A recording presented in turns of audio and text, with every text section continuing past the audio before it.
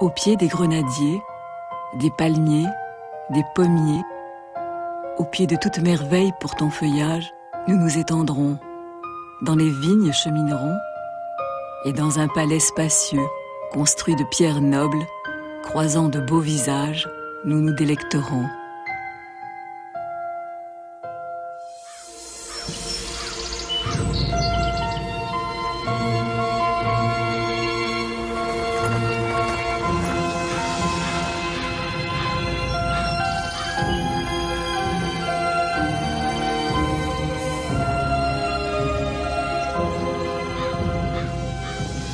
Il y a plus de 1000 ans, Juifs, chrétiens et musulmans vivaient en bon voisinage sur les terres inondées de soleil du sud de l'Espagne, les terres d'Al-Andalus. Leur culture et leur religion alors se croisèrent. Ils recueillirent le savoir des antiques, l'élargirent, frayant ainsi les sentiers qui mèneraient un jour à la Renaissance. Mais ce monde ne résista pas à l'avidité, la peur et l'intolérance. Sectarisme religieux et soif de pouvoir l'emportèrent. Les féconds échanges se raréfièrent, la lumière du savoir s'obscurcit. Et en quelques siècles, cet art du vivre ensemble s'évanouit en fumée. Le temps de la tolérance était perdu, à jamais.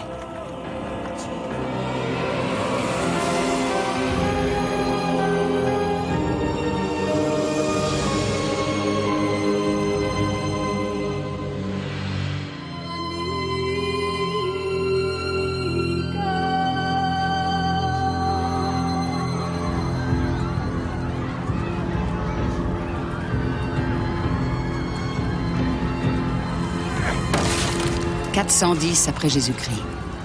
Rome est mise à sac par une tribu de Visigoths en quête de terre, mais aussi de butin.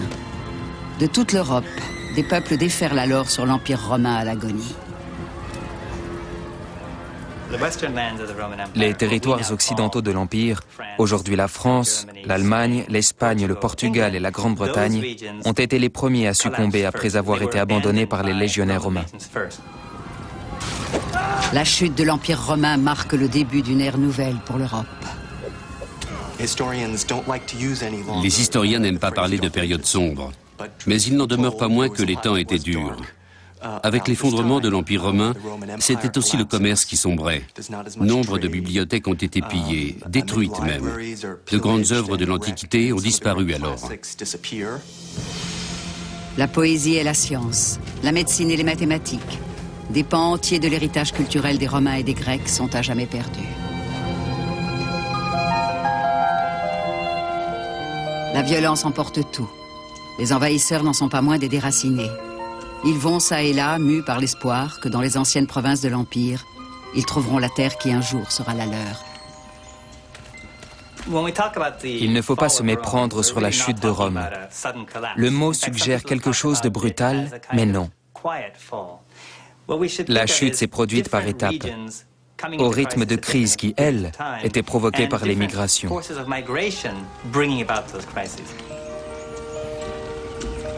Ces déplacements entraînent un important brassage de cultures au sein des vestiges de l'Empire.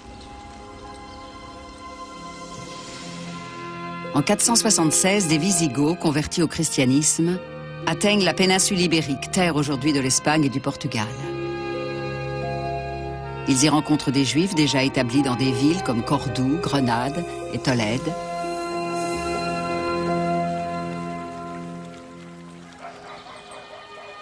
Selon une légende juive, Tolède fut fondée au 1er siècle par des réfugiés partis de Jérusalem après la destruction du temple par les Romains en l'an 70.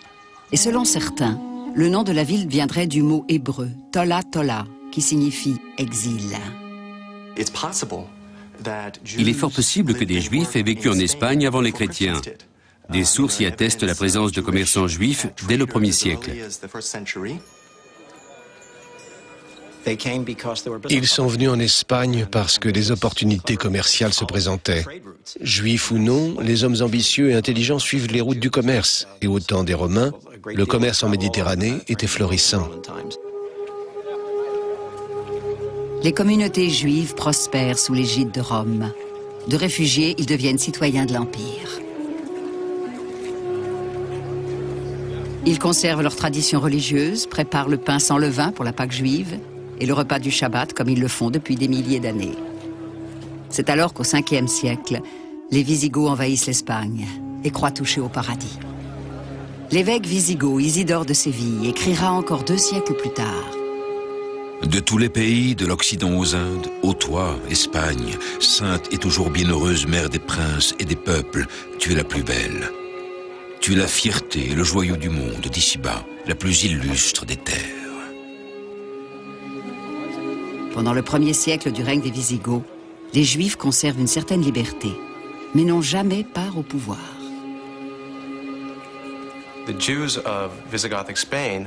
Les Juifs de l'Espagne wisigothique n'étaient pas en position de force. Ils formaient une minorité en marge, au sein d'une société qui ne comprenait pas forcément ses pratiques ou sa religion.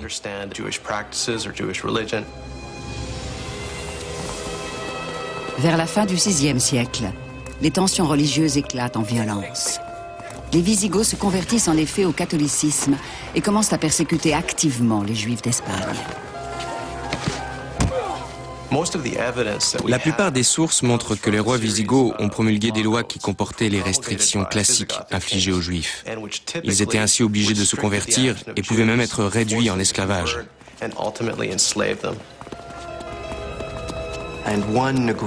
L'un des grands théologiens chrétiens de l'époque a comparé le judaïsme à une tumeur cancéreuse qui devait être détruite avant qu'elle n'affecte le reste du corps chrétien. Tandis que dans la péninsule, 2 religions sont aux prises, l'une pour sa survie, l'autre pour la suprématie, voici qu'à 7000 km de là, une 3e voit le jour en plein désert dans l'antique cité de la Mecque. Il se dit là-bas que l'archange Gabriel est apparu à un homme, du nom de Mahomet, et lui a ordonné de répandre la parole de Dieu telle qu'elle lui a été révélée. Ces révélations, ces paroles et écritures saintes ont formé la base du Coran.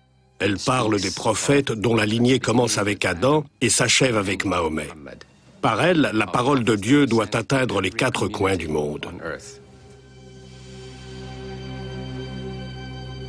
Parmi ces prophètes figurent Abraham et Jésus, qui relient ainsi la nouvelle religion, l'islam, au livre saint commun au judaïsme et au christianisme.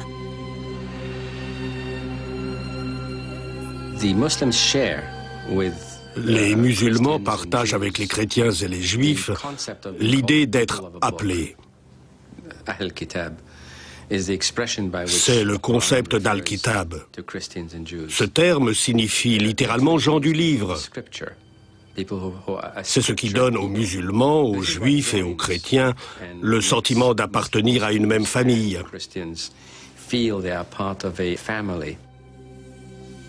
Selon l'islam, Mahomet est le dernier des prophètes, mais sa parole se répand au-delà de sa mort. Le célèbre calife Abou Bakr a dit « Celui qui adore Mahomet, Mahomet est mort. Mais celui qui adore Dieu, Dieu ne mourra jamais. » Cela signifie que le message survit malgré la mort du prophète. La nouvelle croyance unit les tribus d'Arabie et déclenche une incroyable vague de conquête au Proche-Orient. Damas, en Syrie, devient le centre politique de l'islam. L'élan se poursuit sur la côte de l'Afrique du Nord. En un sens, on peut considérer cette expansion musulmane comme un mouvement de migration comparable à celui des Wisigoths, 200 ans plus tôt. En Afrique du Nord, l'islam étend irrésistiblement son empire. De nombreuses tribus autochtones se convertissent à la nouvelle religion. Leurs membres sont les Amazighs. Les Grecs les appellent les Berbères. Nous ne savons pas exactement d'où viennent les Amazighs. Ils étaient déjà là quand les Romains ont conquis l'Afrique du Nord. En se convertissant, les Berbères deviennent les sujets de l'Empire islamique et sont désormais sous sa protection. Mais ce sont aussi des guerriers chevronnés. Cela n'échappe pas aux chefs arabes dont la cible suivante est le royaume wisigoth d'Espagne, désormais bien vulnérable.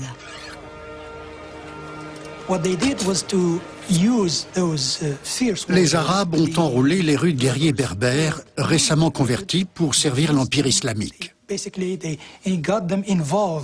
C'est ainsi que la grande majorité de l'armée qui a envahi la péninsule ibérique était composé d'Amazides, c'est-à-dire de Berbères.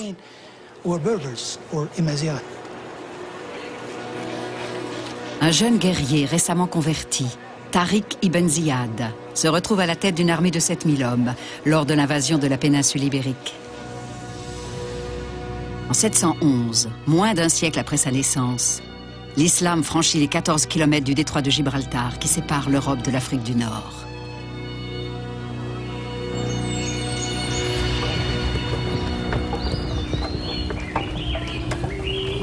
Dans le sud de l'Espagne, Tariq Ibn Ziyad et ses hommes affrontent l'armée du roi des Visigoths, Roderick, lors de la bataille de Guadalete.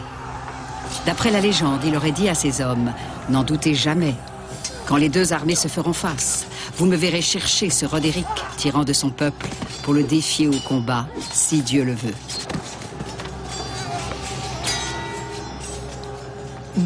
Personne en fait ne sait exactement ce qui s'est passé. La plupart des historiens musulmans parlent de 12 000 soldats musulmans qui auraient en un rien de temps défait 100 000 Visigoths. Il est vrai qu'ils ont été battus, de cela on est sûr, mais on n'en sait pas plus. Après cette bataille entre les armées musulmanes et chrétiennes, Tariq Ibn Ziyad prend figure de héros guidant son peuple vers de nouvelles terres.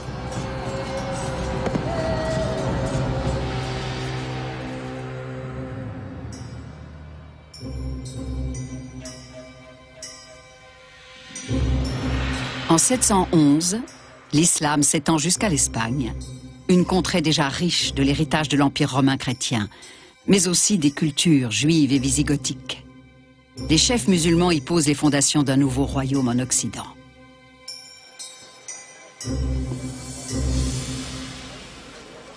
Dans les villes conquises, les armées musulmanes trouvent des alliés parmi les juifs persécutés. À l'arrivée des Arabes en 711, la situation ne pouvait que s'améliorer pour les Juifs. D'un point de vue de minorité, l'islam offrait effectivement des avantages certains. D'après la légende, les musulmans auraient même fourni des armes aux Juifs qui les aident à combattre les Visigoths. Selon des historiens musulmans de l'époque, Tariq ne disposait pas de suffisamment de soldats pour consolider sa position dans les villes conquises. Il y installait des garnisons juives d'occupation jusqu'au retour des musulmans. En 732, presque toute la péninsule ibérique est contrôlée par l'Empire islamique. Le nouveau territoire est appelé Al-Andalus. Durant les décennies suivantes, les marchés d'Al-Andalus deviennent des lieux de rencontres, animés, où les cultures se mélangent. Berbères et Arabes partagent leur territoire conquis avec les populations chrétiennes et juives. La dynamique de la conquête musulmane a touché de vastes territoires et par voie de conséquence, d'importantes populations non musulmanes. Or pour elles, l'islam avait des côtés très séduisants. Conformément aux lois musulmanes, les juifs et les chrétiens obtiennent le statut de dhimmi. En arabe, ce terme signifie « les protégés ». Dans l'esprit des musulmans et selon le Coran, il faut respecter tous ceux qui appartiennent aux religions du livre. Dans les faits, cela se traduit par le droit de pratiquer sa religion. Les juifs et les chrétiens peuvent donc observer leur religion sans crainte de persécution.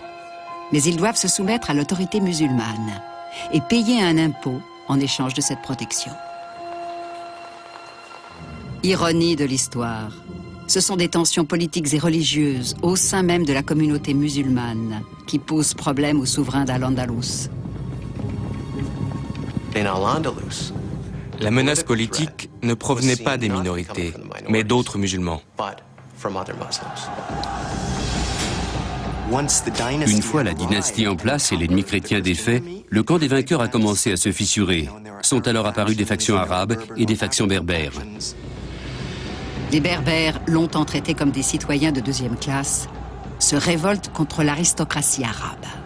Profitant du chaos, une figure apparaît. C'est un prince descendant de la dynastie des Omeyyades. Il a échappé de justesse à Damas au massacre perpétré contre sa famille. Il s'appelle Abdelrahman. Abdelrahman a, au sens propre du terme, couru et nagé pour échapper à la mort. Après de nombreuses aventures, il a réussi à quitter la Syrie pour l'Égypte, puis l'Afrique du Nord dont sa mère berbère était originaire. Grâce à sa famille, il a pu atteindre Al-Andalus.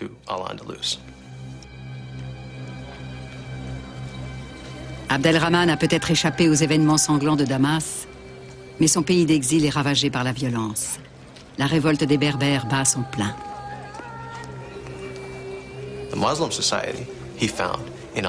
La société musulmane d'Al-Andalus était secouée par d'importants conflits entre des factions rivales.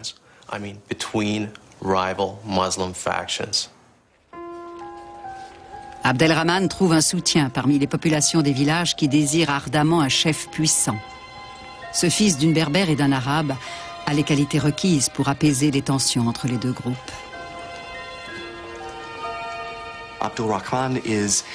Abdelrahman était en mesure de rassembler des dissidents pour contrôler l'Espagne musulmane.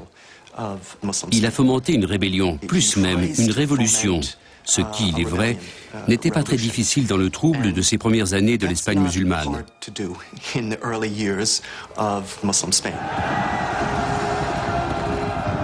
Abdelrahman unifie la population et affronte Youssouf Al-Firi, le gouverneur corrompu d'Al-Andalus, à la bataille du Guadalquivir. À l'arrivée d'Abdelrahman en Espagne, le gouverneur et les détenteurs de postes importants n'étaient pas franchement ravis. À leurs yeux, il n'était pas un libérateur, mais une menace. Il défiait directement leur autorité. Il les a effectivement tous écrasés, systématiquement.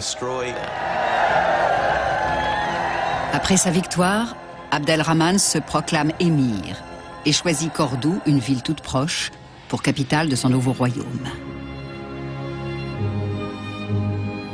Inspiré de la splendeur du palais de sa famille à Damas, Abdelrahman ordonne la construction d'une magnifique mosquée.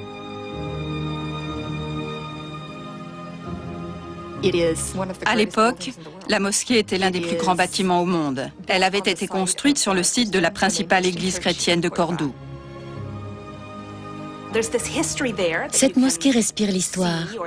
En même temps, ces magnifiques arcs à 2 étages en briques rouges et pierres blanches attirent le regard vers le ciel et lui confèrent une dimension spirituelle évidente. Pour le 8e siècle, c'est incroyable. Le mihrab est une niche qui indique aux fidèles en prière la direction de la Mecque. Richement orné, il amplifie également les paroles de l'imam pendant la prière. La mosquée de Cordoue a été construite par des artisans byzantins, au premier chef un maître d'œuvre de Constantinople. Outre sa compétence, il a aussi apporté des caisses entières de petites mosaïques en verre, introuvables en Espagne.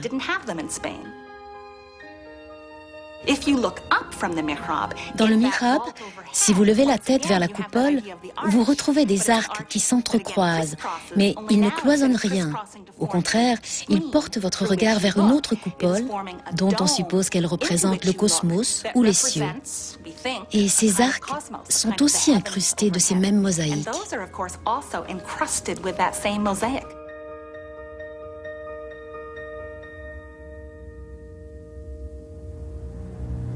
Abdelrahman fonde une nouvelle dynastie qui marquera à tout jamais Al-Andalus.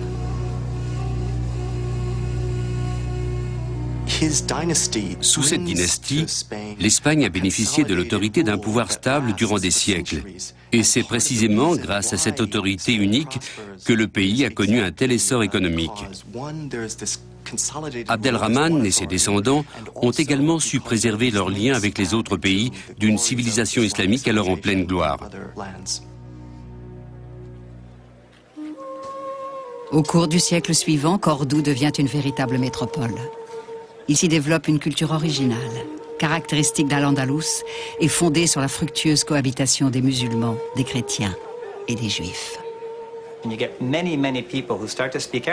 De nombreux chrétiens et juifs ont commencé à apprendre l'arabe sans pour autant devenir des musulmans. Les chrétiens, mais surtout les juifs, étaient solidement intégrés dans la vie économique et sociale. Ils avaient leur espace et faisaient du commerce avec les musulmans. L'esprit d'ouverture explique la réussite de cette société. Les émirs et l'élite politique d'Al-Andalus ne se sentaient menacés ni par la minorité chrétienne, ni par la minorité juive. Ils en étaient d'autant plus conciliants.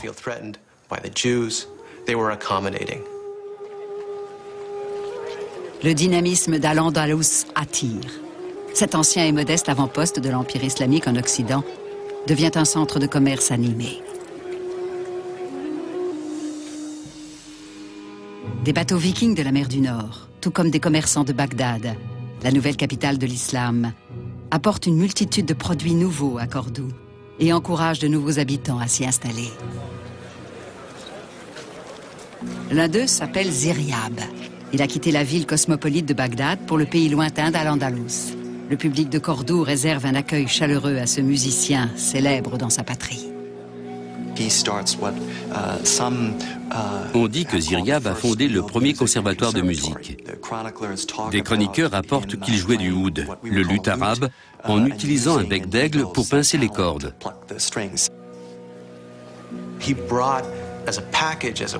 Il a introduit les derniers modes de l'Orient à Cordoue.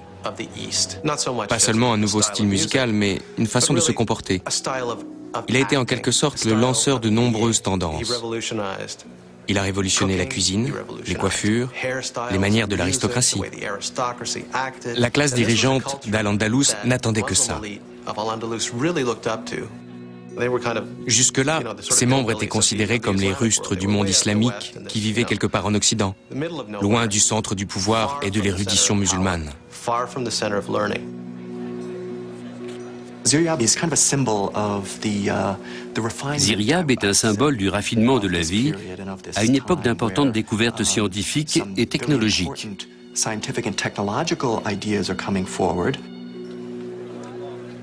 Cordoue devient une capitale cosmopolite et prospère. Mais tout à Al-Andalus ne vit pas au rythme de cette prospère harmonie.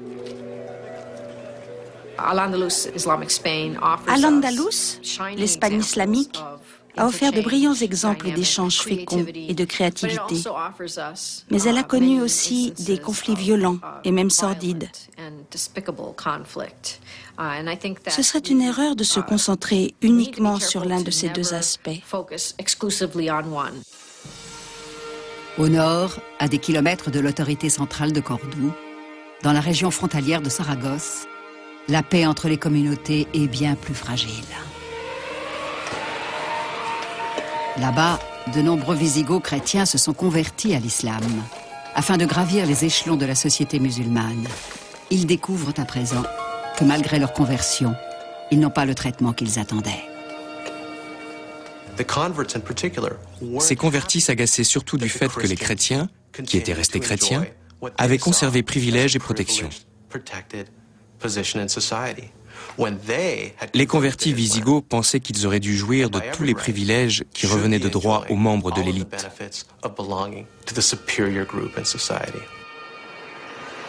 Les autorités de Cordoue doivent mettre sur pied une armée quand les convertis se révoltent dans le nord.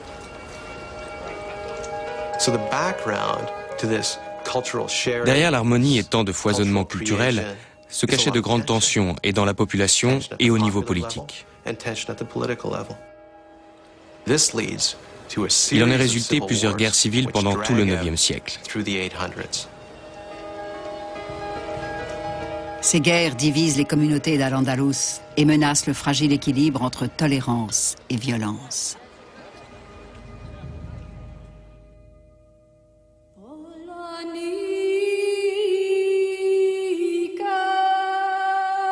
Vers 900, le royaume islamique est bien enraciné dans la péninsule. Pourtant, la dynastie du prince Abdelrahman n'a pas encore réussi à unifier dans la paix les différents peuples d'Al-Andalus.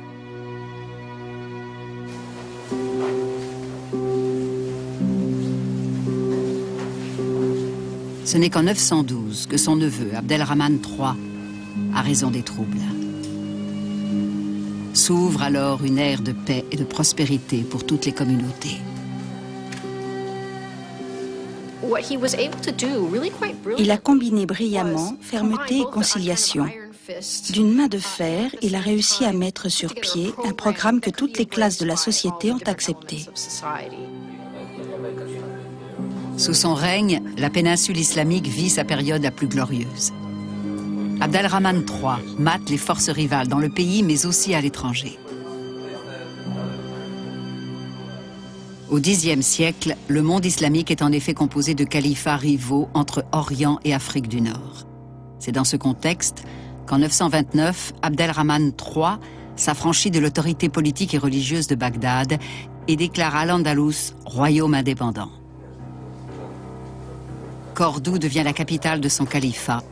Lui-même se proclame calife et successeur légitime du prophète Mahomet.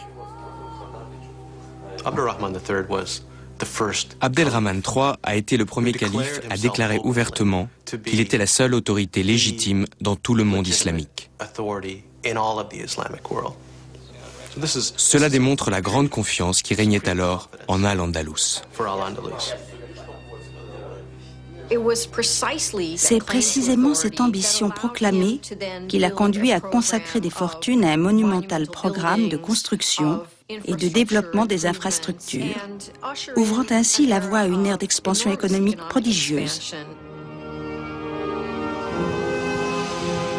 Ce palais grandiose, Madinat al-Zahra, est un vrai paradis pour le calife et ses nombreux visiteurs.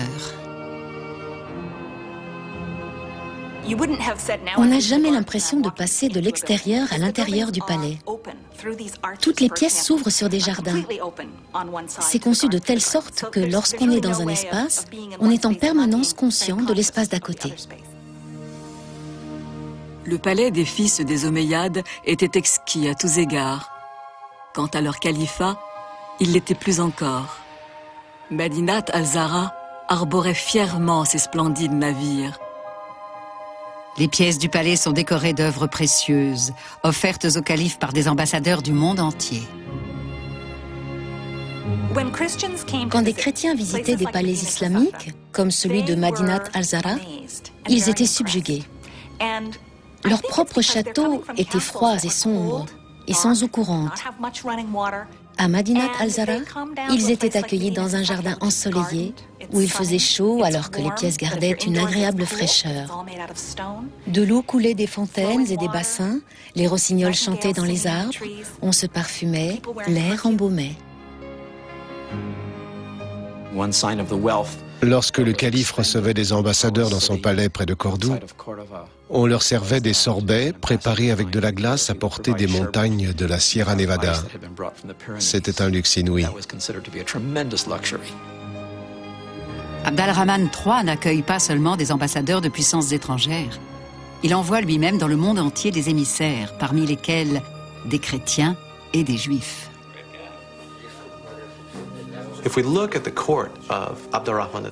La cour d'Abdelrahman III reflétait à plus d'un titre la diversité si caractéristique d'Al-Andalus à l'époque.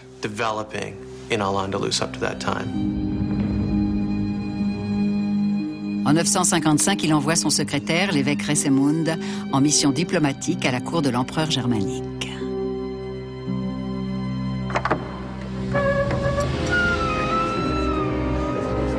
Étant chrétien, Recemund établit rapidement des liens avec Othon Ier.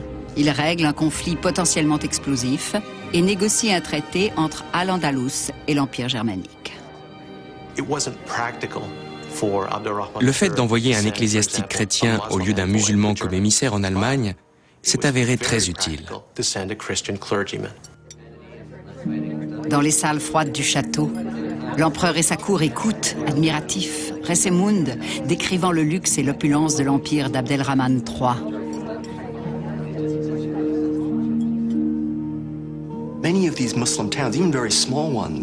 Même les plus petites villes musulmanes disposaient de bains publics avec de l'eau chaude où l'on pouvait se détendre après une dure journée de travail. Les rues étaient éclairées. Un poète chante la beauté d'un chemin entre Madinat al-Zahra et Cordoue. Dans l'obscurité, écrit-il, il ressemblait à un collier de perles. Il faut imaginer ce spectacle. La nuit, du haut des remparts de la ville, on pouvait voir une chaîne de lumière qui menait au palais. Une ville bien éclairée et pour nous une ville moderne. Elle existait pourtant dès le Xe siècle. Le savant et poète juif Asdai ibn Shaprut appartient également à l'entourage du calife. Il est aussi l'un de ses diplomates et son médecin personnel.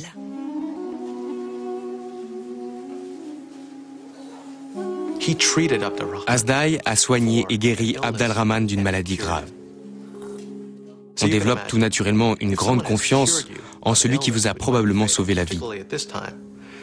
Abd al-Rahman III et Hasdai ibn Shaprut ont ainsi noué une profonde relation qu'ils appréciaient tous deux beaucoup.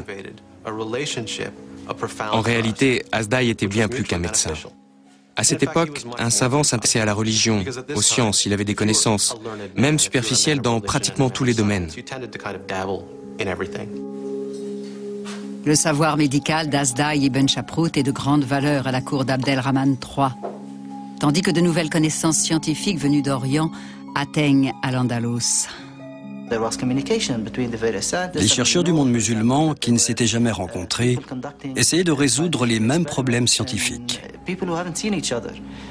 Ils partageaient leurs observations de phénomènes astronomiques ou physiques.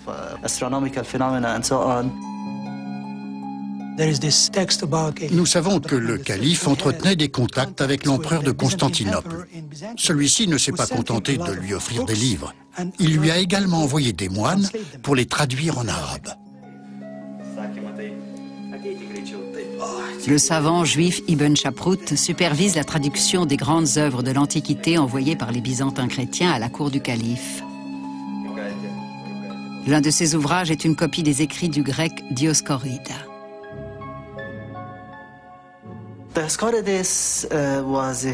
Dioscoride est un physicien militaire du 1er siècle de notre ère, qui a beaucoup voyagé avec les légions romaines. Ces notes contiennent de nombreuses observations sur l'utilisation médicinale des herbes et des plantes.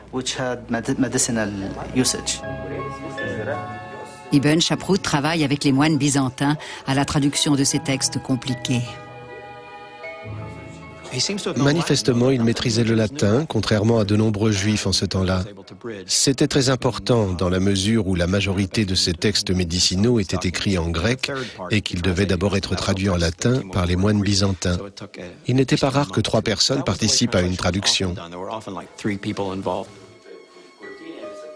La civilisation islamique a réussi l'exploit de rassembler dans de nombreux domaines les connaissances des autres civilisations. Elle les a assimilées, puis les a enrichies de ses propres connaissances. Mais Ibn Shaprut encourage aussi le développement de la poésie dans sa propre communauté. Il est le premier à avoir soutenu la poésie hébraïque en Espagne. C'est avec lui que l'âge d'or de la langue hébraïque a commencé. Au XIe siècle, le poète juif Ibn Gabirol a recours à la poésie pour explorer sa vision de Dieu. Des sages ont dit que le secret de l'être devait être tout au Tout-Puissant qui tient tout dans sa main, qui se languit de donner forme à l'informe, comme un amant se languit de sa compagne. Au pays d'Al-Andalus, un art unique de la poésie est le fruit des échanges féconds entre juifs, chrétiens et musulmans.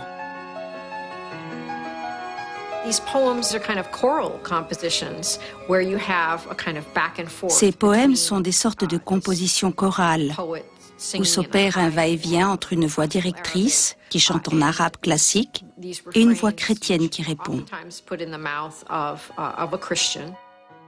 Ces poèmes, ces chants, expriment une sorte de partage culturel. Ce sont en quelque sorte des dialogues entre religions, entre cultures. La poésie avait la même fonction que la publicité ou les journaux d'aujourd'hui. Elle était utilisée pour diffuser des opinions. La population aimait les phrases accrocheuses. Elle s'en souvenait et les répétait.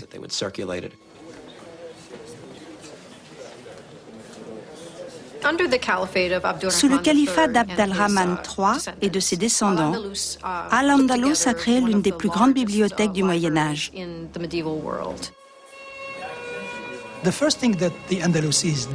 Les Andalous ont d'abord fait venir des livres de Bagdad. Des milliers de chameaux les ont transportés en Espagne.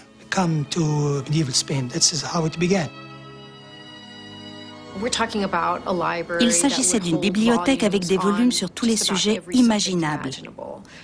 des livres sur l'astronomie, l'astrologie, de nombreux ouvrages sur les sciences naturelles. Grâce à ces nouveaux savoirs, l'agriculture se perfectionne. Cordoue s'épanouit comme jamais auparavant, profitant de cette révolution verte avant la lettre. L'élément déterminant de cette révolution a été l'hydraulique. Effectivement, tout était lié à l'eau. Les musulmans utilisent les anciens aqueducs romains et y ajoutent des techniques modernes comme la roue hydraulique. Ainsi achemine-t-il l'eau des montagnes dans les villes et dans les champs.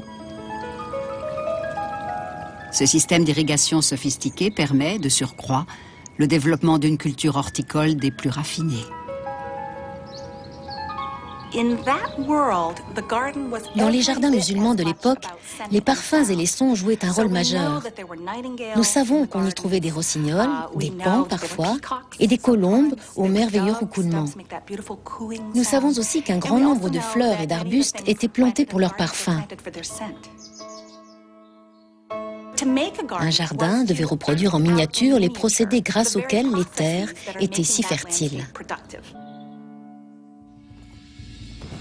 Mais en 976, le ciel s'assombrit au-dessus d'Al-Andalus.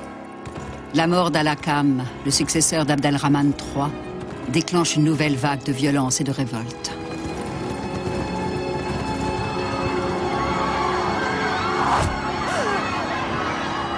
Le royaume est dévasté par la guerre civile, tandis que les rebelles berbères ravagent les campagnes autour de Cordoue. Selon les historiens, le vizir berbère Al-Mansour s'est emparé du pouvoir. Peu sûr de lui et d'autant plus impitoyable, il a voulu rétablir l'ordre en se débarrassant de tous ses adversaires.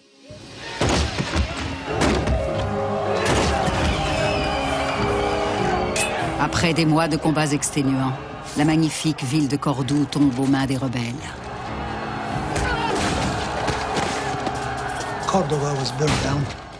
Cordoue a été entièrement brûlée.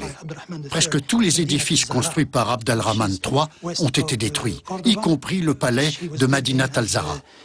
Cordoue était la plus belle ville d'Espagne, mais elle a été réduite en cendres. Des larmes coulant sans relâche jamais ne couleront assez pour celui qui pleure la perte de Cordoue. Mon cœur est déchiré, perdu les sages et les savants, perdu les poètes, perdu les hommes de goût.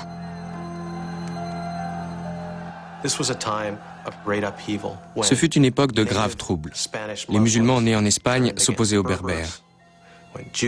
La situation des juifs et des chrétiens était de plus en plus vulnérable.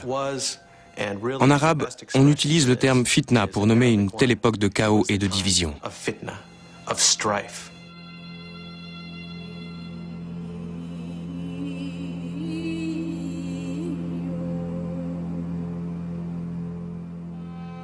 Au début du XIe siècle, la culture d'Al-Andalus est à son zénith. Mais sans l'autorité de son grand chef, le calife Abd al-Rahman III, le pays se craquelle en une multitude de petits royaumes appelés taïfa.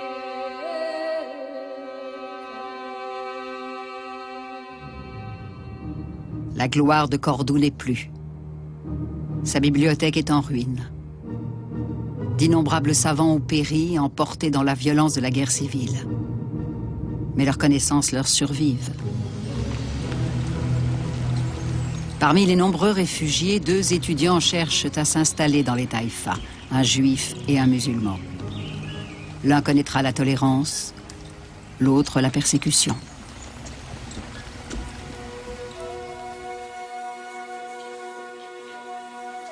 L'étudiant juif Samuel ibn Agdela se rend dans la florissante taïfa de Malaga. Il a fui Cordoue car sa famille faisait partie de l'élite politique. Où qu'il aille, il fallait qu'il parte. Il s'est alors retrouvé à Malaga. Une légende dit que pour survivre, il a travaillé chez un épicier. Mais à Malaga, il a rencontré des savants arabes. Visiblement, il était encore possible pour des savants des 3 religions d'échanger leurs idées. Mais Samuel ibn Agdela n'oublie pas sa chère ville de Cordoue. Dans un poème, il pleure la perte de la ville natale. L'exil est de l'encre dans le livre de Dieu. Il macule mon âme et chaque rivage. Et tous les condamnés à l'errance sont chassés comme Jonas ou mendient comme Caïn. L'étudiant musulman Ibn Hazm erre, lui, dans l'Espagne désormais éclatée. Quittant un protecteur pour un autre, il poursuit sa quête d'un lieu d'étude épargné par la guerre. Jeune homme, il a écrit un livre remarquable intitulé « Le collier de la colombe ». C'est un livre sur l'amour, le coup de foudre, les signes auxquels on reconnaît que deux êtres sont amoureux. Il y évoque aussi le nœud à l'estomac que l'on ressent à la vue de l'être aimé.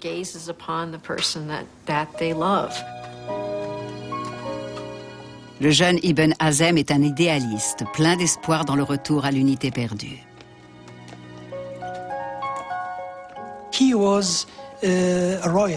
vous voulez, c'était un royaliste. Il voulait la restauration du califat.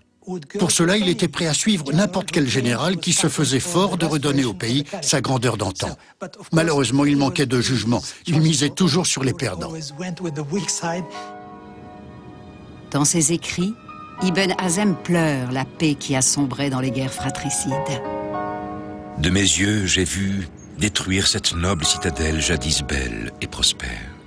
J'y ai grandi dans son atmosphère calme et sereine, dans ses cours intérieures et ses places autrefois si animées, aujourd'hui désertes.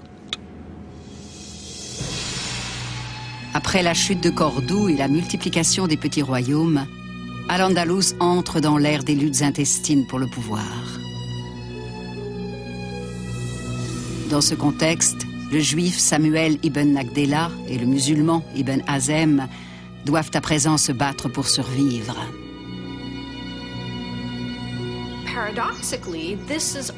Paradoxalement, cette période de division a aussi été celle d'un extraordinaire épanouissement culturel. Chaque roitelet voulait en effet que sa cour soit la plus brillante. Les années passent et la réputation de l'érudit Samuel ibn Nagdela grandit. Il est bientôt invité à la cour de l'une des plus puissantes taïfas, Grenade. À Grenade, un important pourcentage des habitants étaient juifs. Sa population musulmane était aussi assez hétérogène. C'était une situation complexe, comme au temps du califat. Le vizir de Grenade, un berbère, confie à Samuel ibn Nagdela la rédaction du courrier diplomatique. Le Premier ministre est si impressionné par le jeune savant qu'il l'accueille dans la cour du roi.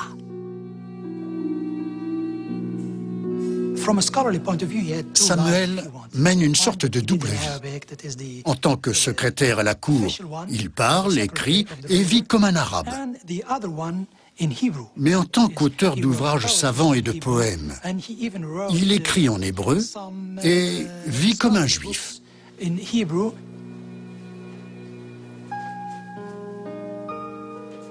Ibn Hazm, lui, après plusieurs années de lutte, ne trouve aucun protecteur et ne connaît pas le succès. Il avait envisagé une carrière politique, mais tout a capoté avec tous ces bouleversements. Ibn Hazm n'a jamais réussi à suivre la carrière qu'il s'était choisie et il n'a jamais connu la remarquable réussite de son père. Découragé par les vicissitudes de la vie politique, Ibn Hazm s'installe sur une propriété appartenant à sa famille, près de la taïfa de Séville, de plus en plus puissante. À Grenade, la vie est plus douce pour le savant juif Samuel ibn Nagdela. Son autorité est reconnue à tel point qu'en 1057, on lui confie le commandement de l'armée de Grenade. Il le conserve jusqu'à sa mort. Il accompagnait ses troupes qui, chaque année, partaient guerroyer contre les États voisins. Nous connaissons bien ses activités par les poèmes qu'il en a laissés. Samuel ibn Nagrala est à l'opposé d'Ali ibn Hazm. Sa carrière a été fulgurante. Il a atteint des sommets auxquels on accède normalement qu'en étant roi.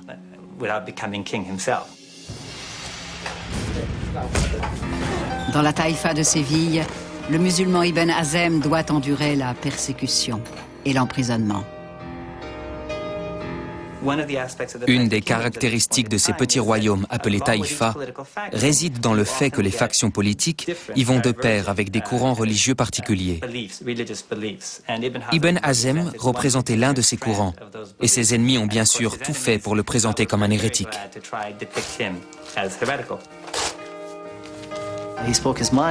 Il disait ce qu'il pensait.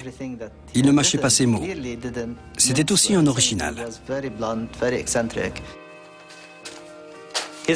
Son destin l'a conduit en exil, puis au cachot. Il a connu d'incroyables vicissitudes.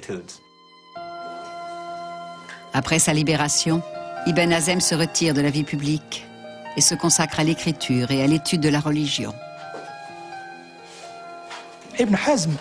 Il a écrit un livre incroyablement novateur pour l'époque. C'est la première étude comparative des trois religions, l'islam, le christianisme et le judaïsme. Ibn Hazm s'est démarqué de la plupart des intellectuels de son époque par son intérêt particulier pour les autres religions. Il dialoguait avec des prêtres chrétiens et des rabbins juifs. Il a probablement rencontré Samuel ibn Nagrallah quand ils étaient jeunes.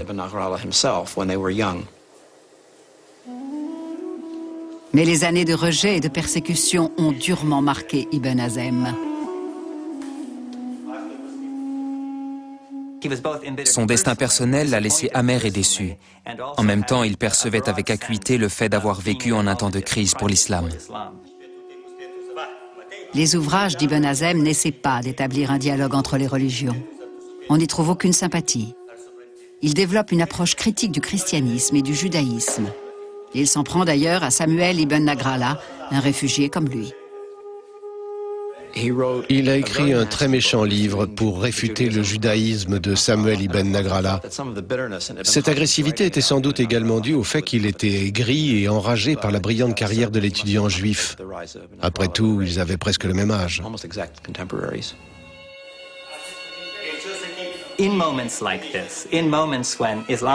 Dans des moments comme celui-ci, où l'islam semble perdre la bataille contre le christianisme et les autres religions, on cherche une explication.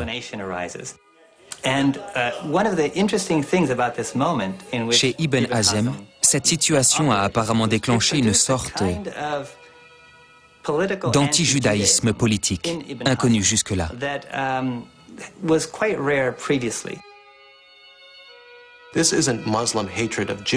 Il ne s'agissait pas d'une haine généralisée de l'islam envers les Juifs. C'était la haine d'un homme et des siens qui voyaient dans la position d'Ibn Nagrallah le signe d'un renversement de l'ordre du monde.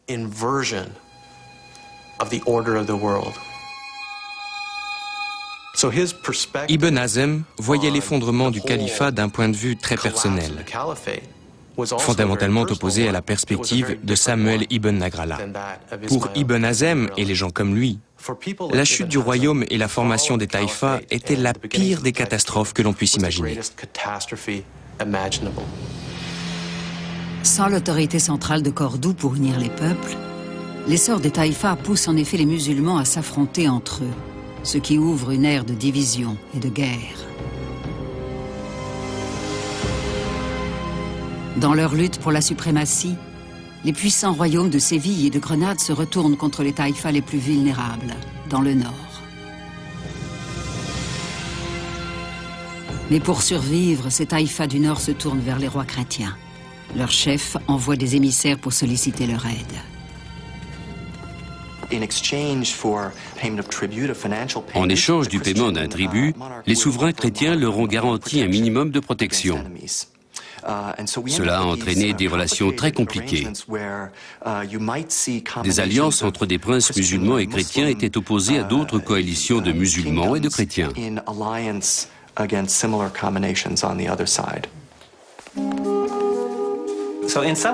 Il est intéressant de noter que c'est précisément la vulnérabilité des taïfas qui a marqué le début d'une nouvelle phase dans les relations entre musulmans et chrétiens.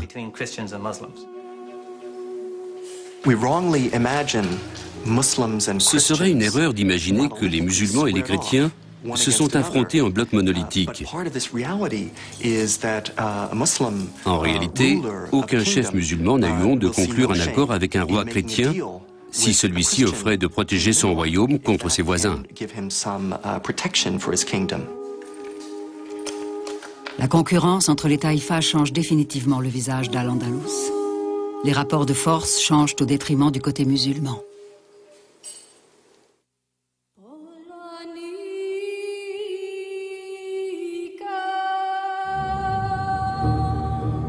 Vers 1060, les alliances entre musulmans et chrétiens accordent aux petites taïfas musulmanes un répit temporaire face aux agressions de leurs voisins puissants. Mais elles poussent aussi les chrétiens et les musulmans à exiger une purification de leur religion et de leur territoire.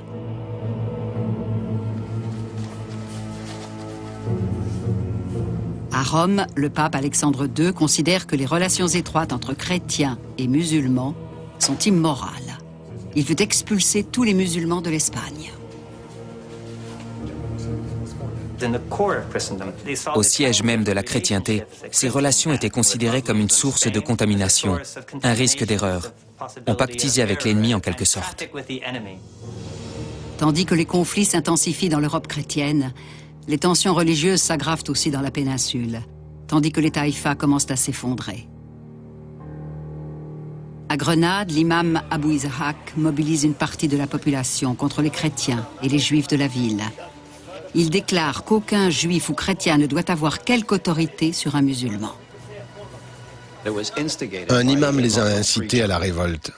Il était aussi poète et avait écrit un poème cinglant qui attaquait le roi Badis, car l'un de ses vizirs était juif. Ce poème était très long et contenait de nombreuses attaques contre les Juifs et le gouvernement pour sa tolérance. On ne voyait pas cela souvent à cette époque. C'était virulent.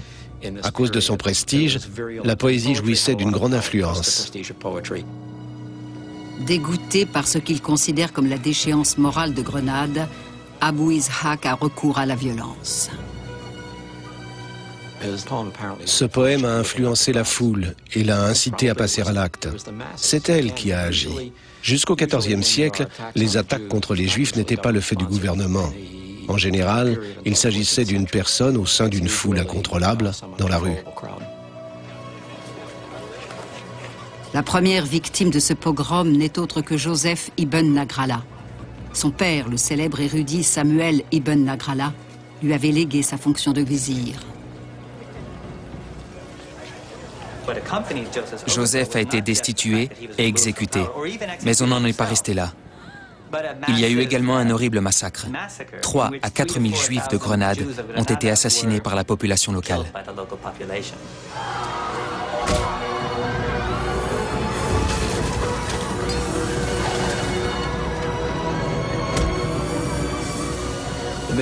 Les chroniqueurs du Moyen-Âge ont toujours eu tendance à exagérer les chiffres, mais peu importe. Le problème, c'est le fait que des Juifs ont été tués, quel que soit le nombre de victimes. Nous devons étudier la configuration singulière que forment notamment les conditions politiques et les structures culturelles. C'est elle qui a permis l'ascension sociale de Samuel, mais aussi l'assassinat de son fils lors d'un horrible massacre. Dans le nord de l'Espagne, les armées chrétiennes commencent à leur manière l'épuration de leur territoire, en prenant une ville musulmane après l'autre. Leur objectif est la Reconquista, la reconquête de toute la péninsule ibérique, sous le signe de la croix. Les chrétiens ont d'abord récupéré les territoires frontaliers, puis les villes riches. En 1085, le roi chrétien, Alphonse VI de Castille, s'empare de la ville qui marque le centre géographique de la péninsule, Tolède. L'une des victoires les plus significatives des chrétiens, maintenant alliés, une percée décisive, c'est la prise de Tolède. Cette ville était par son rayonnement culturel un fleuron d'Al-Andalus.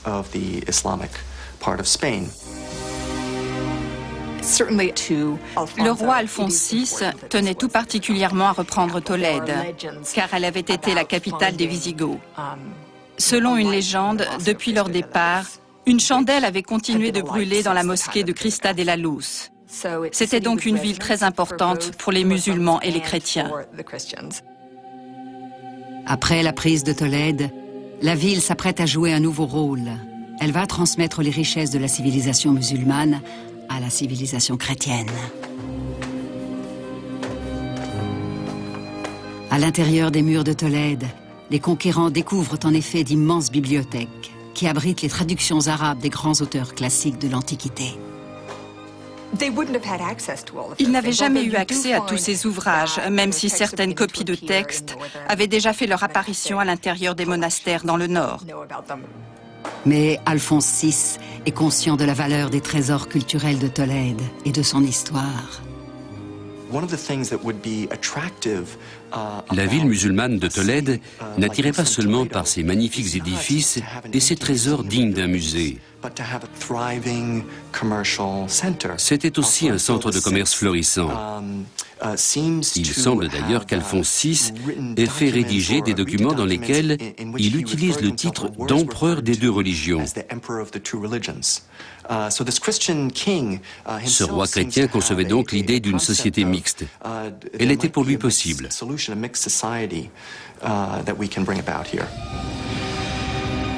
Menacé par l'avance des forces chrétiennes, le prince musulman de Séville demande aux armées d'Afrique du Nord de lui venir en aide. Une idée aux résultats désastreux.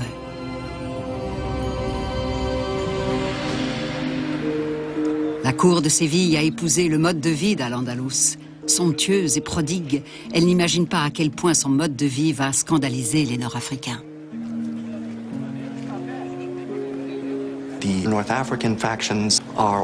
Les Berbères ont été horrifiés de voir que leurs corélégionnaires buvaient de l'alcool et fréquentaient des Juifs et des chrétiens. Eux suivaient le Coran à la lettre. Ils avaient une conception plus stricte, rigide même, de la manière dont les musulmans devaient vivre et travailler.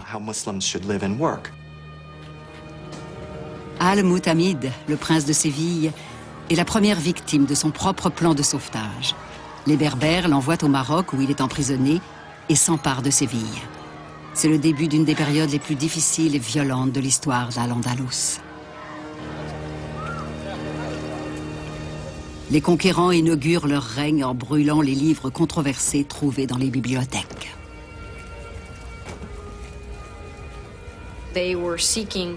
Ils voulaient purifier la religion et supprimer tout ce qui, selon eux, n'était pas fondé sur le Coran et était contraire à la pratique de leur foi.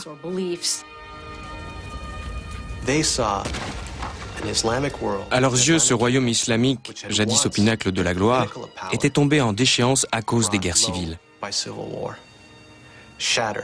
Il était tombé si bas que face aux ennemis chrétiens, il ne lui restait plus qu'à prier. Et eux, les Berbères, se considéraient comme les sauveurs d'un État en déclin. Pour eux, l'origine du mal est dans l'étrange esprit d'ouverture de l'Espagne islamique.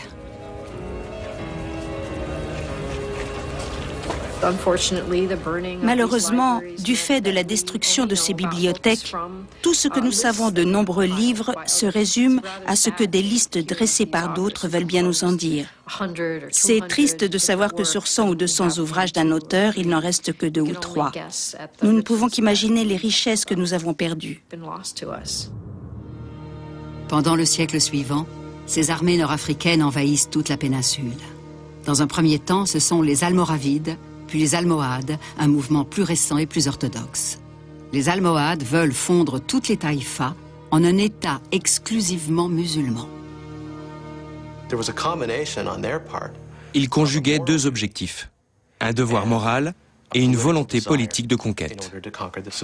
Une fois cet objectif atteint, ils transformeraient la société pour qu'elle soit moralement plus conforme.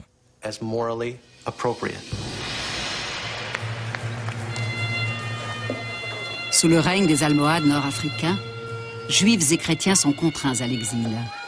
Des familles entières fuient la maison ancestrale pour échapper à l'humiliation, la persécution ou la mort. Les Almohades sont les tenants d'une vision du monde autoritaire et absolutiste. Ils ont balayé la tradition tolérante du califat. Et les Juifs et les chrétiens ont tout simplement été mis hors la loi. Les Almohades ont commencé à imposer leurs idéaux.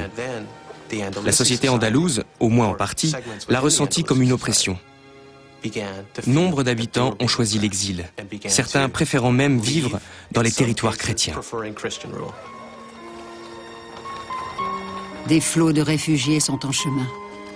Dans la poussière s'éteint la lumière d'Al-Andalus, un pays autrefois célèbre pour sa diversité, sa richesse et son érudition. Mais en partant, ces déracinés n'abandonnent pas la culture de leurs origines.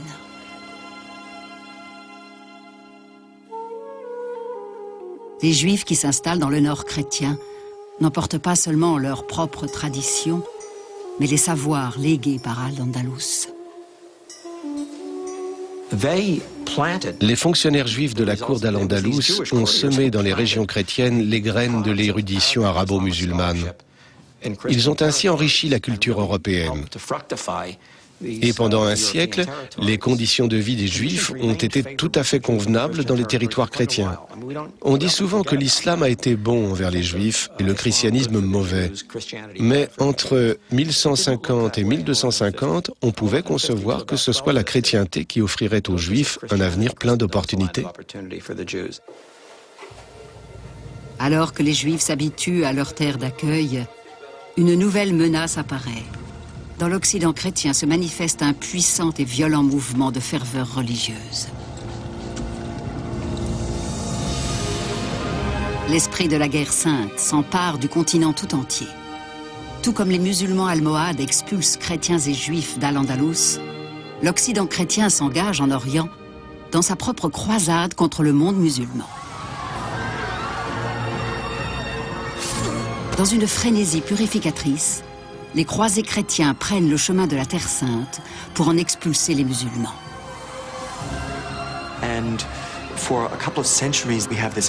Pendant 2 siècles, les expéditions se sont succédées en Terre Sainte. Elles n'ont pas abouti. En revanche, certaines se sont distinguées par leur barbarie. Et cet esprit de croisade a fini par affecter les mentalités en Espagne.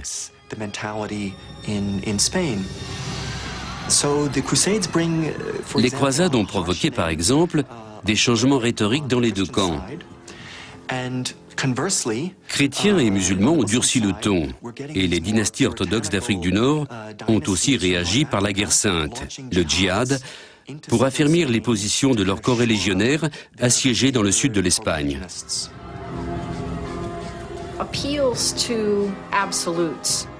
Des 2 côtés, c'était le même appel à l'intransigeance.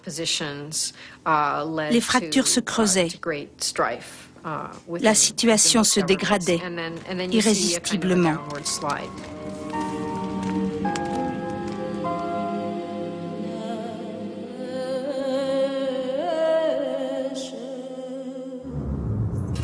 À la fin du XIIe siècle, les souverains chrétiens et musulmans d'Espagne ont effectué leur violent retournement en faveur de l'épuration religieuse. Mais l'histoire leur réserve un tour de sa façon. Les frontières, en se déplaçant, ont créé de nouveaux carrefours où se rencontrent chrétiens, musulmans et juifs.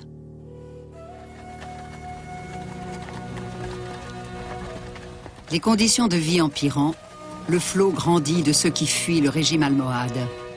Parmi eux, un étudiant juif particulièrement doué, Moïse ben Maïmon. Nous le connaissons sous le nom grec de Maïmonide. C'est l'un des plus grands philosophes de l'histoire juive.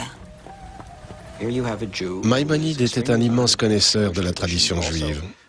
Il baignait dans la vie intellectuelle. Il en connaissait tous les thèmes de réflexion, particulièrement en sciences et en philosophie. Il est né en Espagne, mais dans un temps de persécution. Sa famille a été obligée de fuir, mais il n'a jamais oublié ses origines séfarades. Maïmonide a toujours gardé son nom, Moïse, le juif séfarade. Dans sa fuite, le jeune garçon emporte avec lui la passion du savoir, acquise durant son enfance à Cordoue. Au fil des ans, les voyages de Maïmonide le conduisent en Afrique du Nord, puis en Égypte, où il est accueilli à la cour du sultan Saladin en 1165.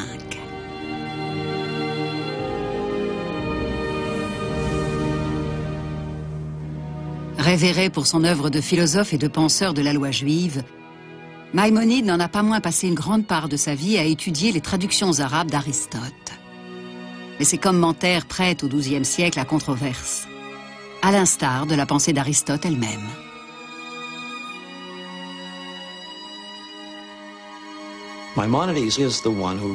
Maïmonide a pris sur lui de démontrer que l'on peut adhérer totalement aux enseignements de la philosophie d'Aristote tout en restant fidèle à la tradition religieuse.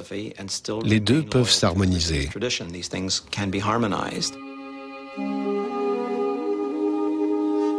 L'un des contemporains de Maïmonide est le grand érudit Ibn Rushd, connu en Occident sous le nom d'Averroès. Lui a pu rester à Cordoue, où il dialogue avec ses corréligionnaires sur des questions philosophiques. Averroès était, comme Maïmonide, un juriste religieux et un philosophe. Lui aussi a développé un système de pensée qui explique la vision musulmane du monde de telle sorte qu'elle s'harmonise avec la tradition philosophique grecque. Réconcilier la pensée d'Aristote avec les Écritures est une aspiration commune à l'islam, au judaïsme et au christianisme. Grâce à l'œuvre d'Averroès, les trois religions peuvent élargir leurs fondements philosophiques.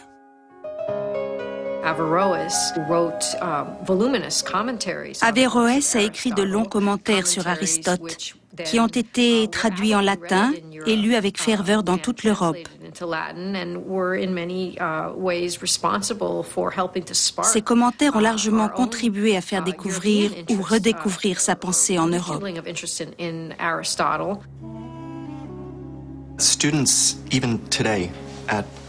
Les étudiants jusqu'à aujourd'hui, dans presque tous les séminaires catholiques, étudient les écrits philosophiques et théologiques de Thomas d'Aquin.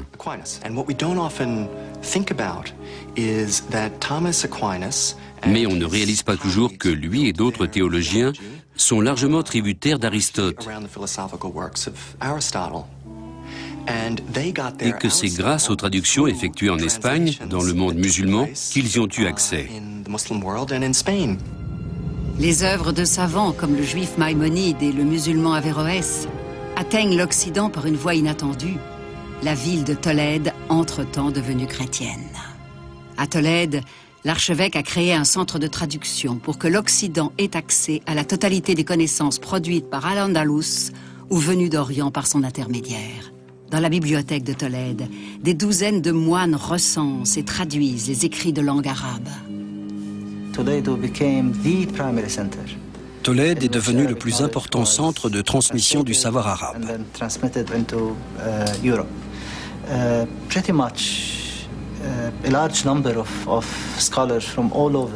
Les savants intéressés par les derniers développements de la connaissance et des sciences affluaient de toute l'Europe vers Tolède.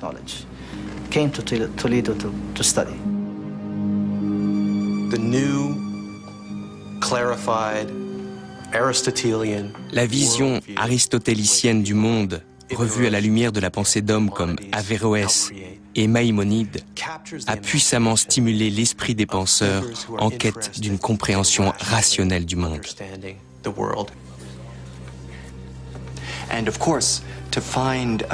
Les traductions étaient bien sûr le résultat d'un travail d'équipe. Un musulman travaillait avec un chrétien ou un chrétien avec un juif. Au XIIe siècle, Tolède est une ville pleine de vie. Nombre d'exilés qui fuient la domination des Almohades y ont trouvé refuge. Ce sont souvent des savants venus de Cordoue et de Séville.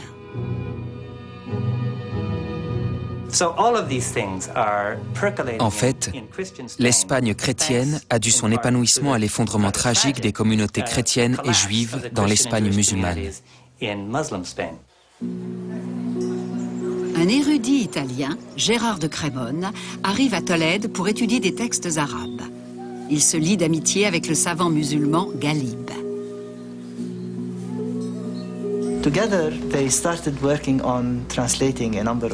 Ensemble, ils ont commencé à travailler sur la traduction de nombreux textes arabes de la bibliothèque de Tolède. Galib les traduisait de l'arabe en castillan et Gérard du castillan en latin.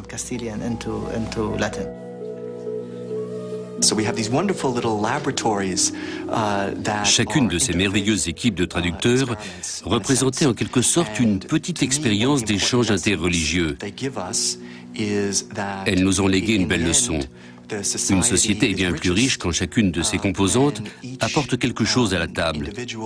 On est aux antipodes du « c'est ma société, ma culture, ma religion qui sont les bonnes et qui méritent d'être connues ».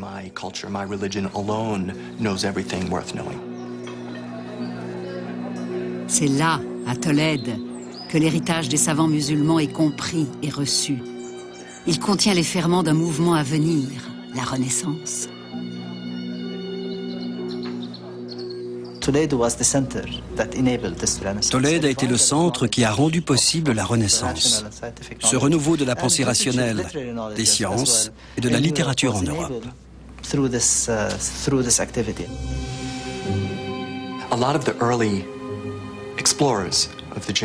Parmi les premiers explorateurs, ceux de la génération de Christophe Colomb, nombreux sont ceux qui ont utilisé l'astrolabe.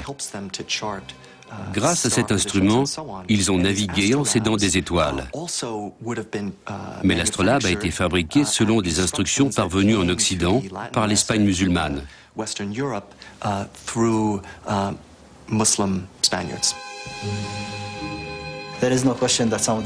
Christophe Colomb a utilisé de tels instruments, nous en sommes sûrs, comme nous savons que certains de ces marins étaient musulmans ou d'origine musulmane.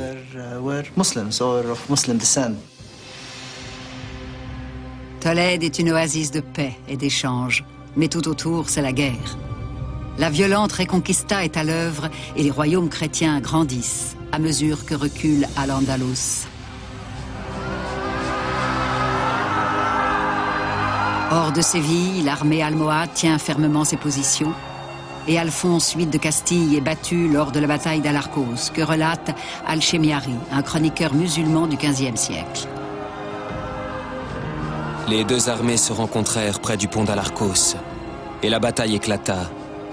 L'ennemi s'enfuit et fut pourchassé du matin jusqu'à midi. Le camp des chrétiens fut pillé et environ 30 000 d'entre eux furent tués. Moins de 500 musulmans moururent en martyrs. Les Almohades ont mis les chrétiens en déroute et les ont contraints à signer un traité de paix qui a duré environ 10 ans.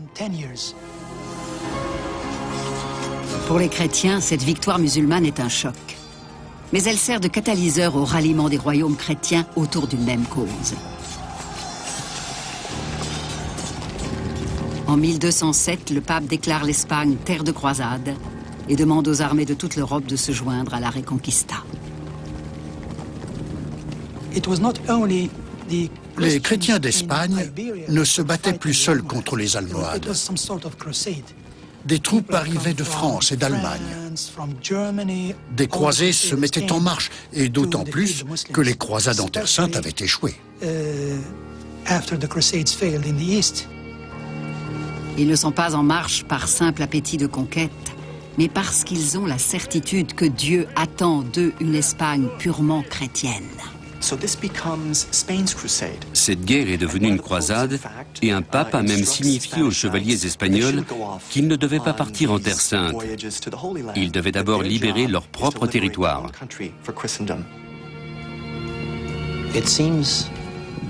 Sacrifier sa vie pour Dieu semble être une valeur très importante dans les religions monothéistes. Aujourd'hui, à cause des attentats suicides, nous attribuons cette attitude plutôt à l'islam. Mais mourir en martyr au combat est tout aussi profondément ancré dans la foi chrétienne.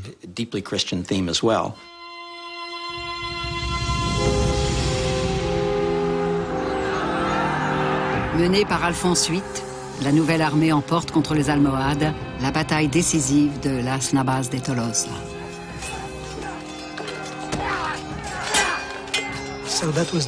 Pour les chrétiens, c'était le jour de la revanche.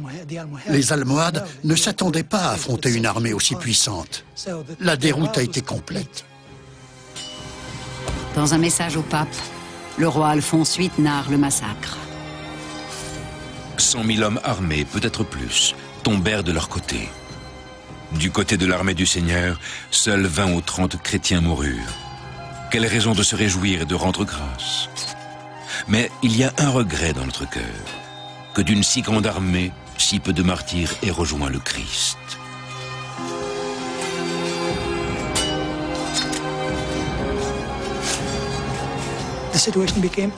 La situation des musulmans était désespérée. Les chrétiens prenaient les villes, les unes après les autres. La défaite de Las Navas de Tolosa met un terme à la domination almohade sur l'Espagne musulmane. C'est le début de la fin pour Al-Andalus.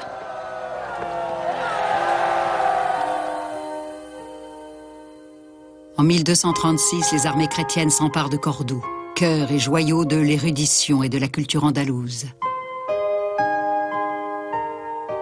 Les musulmans ne sont plus en mesure d'empêcher la conquête chrétienne. La chute de Cordoue a été un symbole. Chaque musulman savait que c'était la fin. Plus personne ne pouvait leur venir en aide. Il n'y avait plus aucun espoir. Acte emblématique. Ferdinand III, roi de Castille et de Léon, consacre sa victoire en faisant de la grande mosquée une église. Au XVIe siècle, elle deviendra une somptueuse cathédrale. C'est un édifice fascinant. La mosquée a été érigée sur des anciennes fondations wisigothes.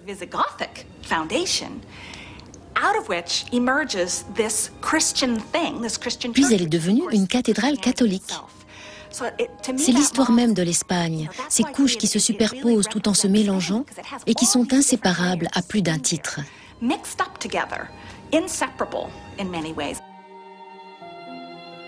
Là où les mosquées sont devenues des églises, on ne voit désormais que des cloches et des croix. Là même les mirabes pleurent et pourtant ils sont de pierre. Là même les chairs gémissent et pourtant elles sont de bois.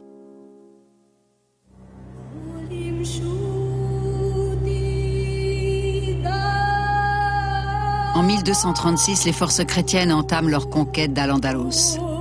Les villes tombées deviennent autant de seuils par lesquels le savoir des musulmans et des juifs se répand dans l'Europe chrétienne, frayant ainsi la voie à la Renaissance. Presque toute la péninsule ibérique est désormais chrétienne, mais la culture d'Al-Andalus reste vivante. Après Cordoue, les villes de Murcie, Jaén et Séville tombent l'une après l'autre aux mains des chrétiens. Seule la pointe sud de l'Espagne reste aux mains des Berbères. En 1238, à Grenade, la dernière grande ville du territoire islamique, Muhammad ibn Nasser réussit à fonder un État musulman indépendant. Grenade était le siège des Nasrides, la seule dynastie berbère ayant survécu à l'assaut des chrétiens quand toutes les autres avaient cédé. C'est ainsi qu'elle est devenue capitale du dernier royaume islamique d'Espagne. Protégée par une imposante chaîne montagneuse, la région développe activement son économie basée sur la production de la soie et le travail des tissus. Grenade impressionnait par son habileté. Personnellement, je reste surpris de voir que ce royaume ait pu survivre 200 ans après l'effondrement de la domination musulmane. Il est évident que les Nasrides étaient de vrais maîtres dans l'art de survivre. Au XIIIe et XIVe siècle, Grenade a sûrement été un endroit passionnant, que vous y soyez chrétien, juif ou musulman. En regard de la taille de la ville, sa population était importante, car de nombreux musulmans venus des autres régions de la péninsule s'y étaient installés.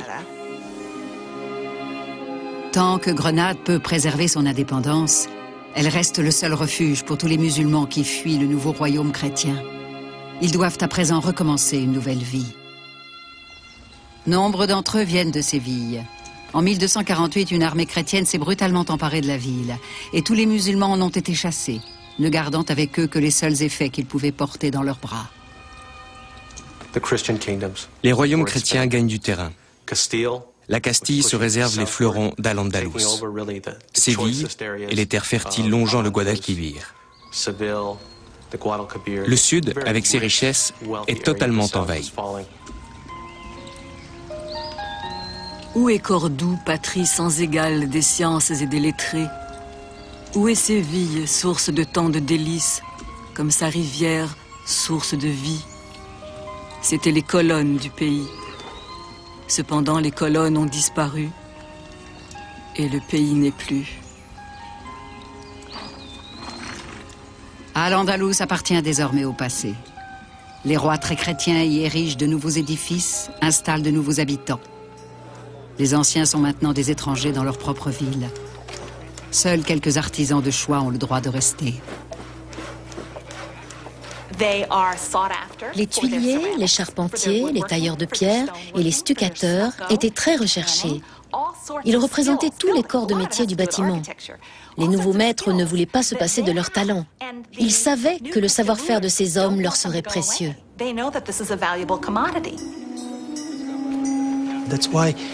C'est pour cette raison que toutes ces constructions ne comportent aucune caractéristique de l'architecture chrétienne. Elles ont été construites par des musulmans sous la domination des chrétiens, qui les appelaient les Moudéhars. Certains membres de l'élite musulmane suffisamment riches émigrent au Maroc ou en Orient. La plupart de ceux qui restent sont chassés de leur ville. Sous les nouveaux maîtres, les Juifs jouissent d'une plus grande liberté. Résidant principalement dans les grands centres urbains, ils ont développé des compétences administratives et commerciales qui intéressent. Certains Juifs connaissent bien l'agriculture d'Al-Andalus et deviennent de riches propriétaires terriens.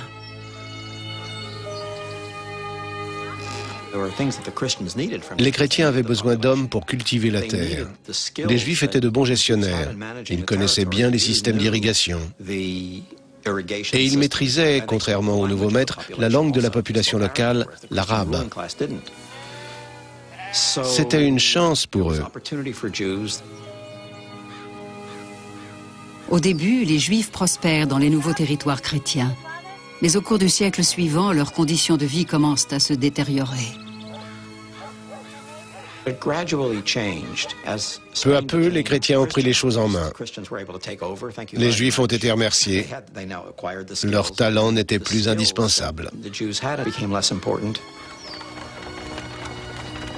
Au XIIIe siècle, l'attitude de la population chrétienne vis-à-vis des Juifs d'Espagne est de plus en plus hostile. Les conquérants chrétiens sont maintenant bien établis. En 1252, Alphonse X est couronné roi de Castille et Léon et règne désormais sur le plus grand royaume chrétien de la péninsule ibérique.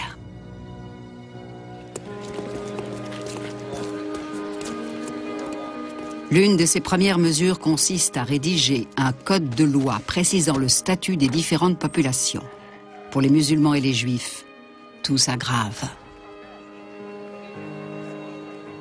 Les Juifs sont de moins en moins en cours. Leurs propriétés sont progressivement confisquées. Pour régler les problèmes politiques, le roi n'y va pas par quatre chemins. Il emprisonne purement et simplement le chef de la communauté juive. Les sujets chrétiens d'Alphonse X exigent que les Juifs reçoivent des coups de fouet en public quand ils ne portent pas les vêtements qui permettent clairement de les identifier. Les punitions sont parfois encore plus cruelles.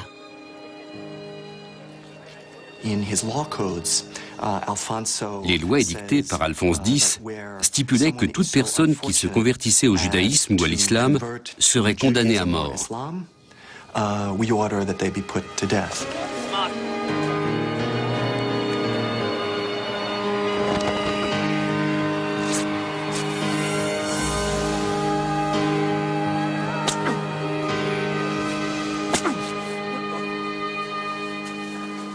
Dans le contexte de ces changements et bouleversements, personne n'incarne aussi clairement le paradoxe du royaume que le roi lui-même.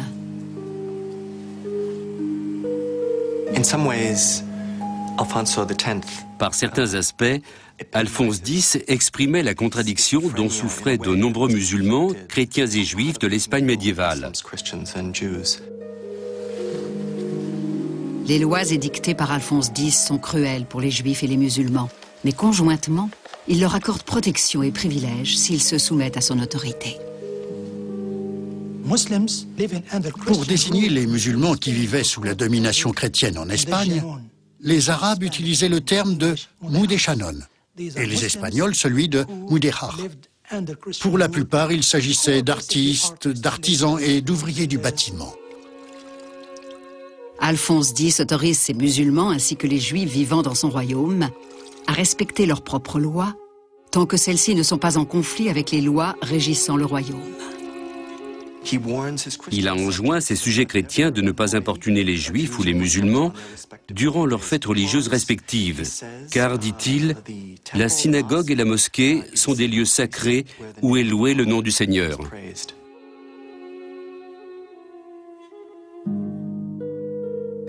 Curieusement, Alphonse X, le dur législateur chrétien, est aussi un amoureux de la poésie et de l'art de l'Espagne islamique.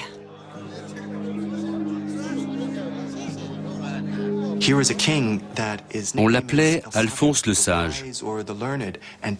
Et c'est un fait qu'il encourageait fortement les lettres et le développement des savoirs dans son royaume. Mais c'est un homme de son temps, et il trouve difficilement sa voie dans une Espagne médiévale aux prises avec le pluralisme religieux.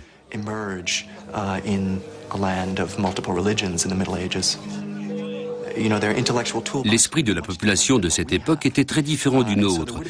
Ils vivaient parfois un douloureux conflit, car ils étaient partagés entre ce que leur religion leur enseignait, ce que leur jugement leur dictait, et ce qu'ils vivaient quotidiennement dans leurs relations avec autrui. Alphonse X était un fin connaisseur de la culture arabe et musulmane.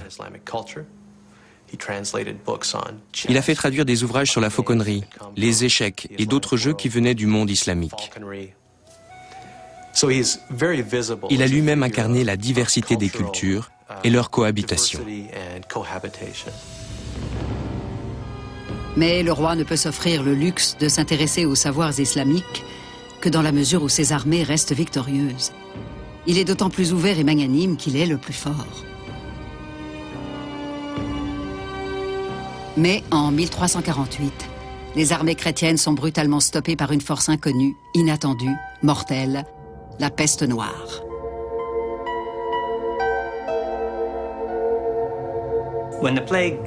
Quand la peste noire frappe l'Europe, tous les pays sont touchés. Le royaume musulman de Grenade est affligé aussi durement que les royaumes chrétiens. Près d'un tiers de la population européenne succombe au fléau. L'hécatombe attise la folie purificatrice dans les territoires chrétiens. On cherche des boucs émissaires. Les Juifs sont les premières victimes de cette vague de haine et de violence.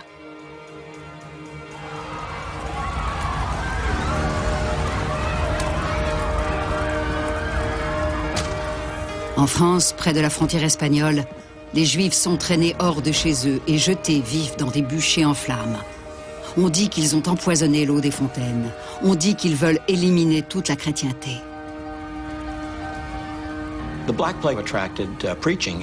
La peste noire a suscité une prolifération de prédicateurs chrétiens hostiles aux Juifs. Ils clamaient à qui voulait l'entendre que tout était de leur faute, qu'on n'aurait pas dû les tolérer. C'est à ce moment que les relations se sont dégradées gravement et radicalement entre les Juifs et la chrétienté. En 1354, les Juifs de l'Espagne chrétienne adressent une supplique désespérée à leur roi, en vain. Nous implorons Votre Majesté de défendre aux chrétiens de s'abattre sur les Juifs quand surgit un fléau naturel, comme la peste. Ils devraient plutôt chercher la clémence divine par des actes d'amour et de charité, au lieu d'ajouter à leurs péchés en tuant les Juifs.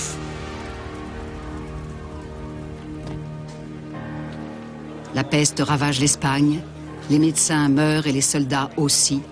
Les villes, il y a peu florissantes, sont décimées, les armées chrétiennes s'effondrent.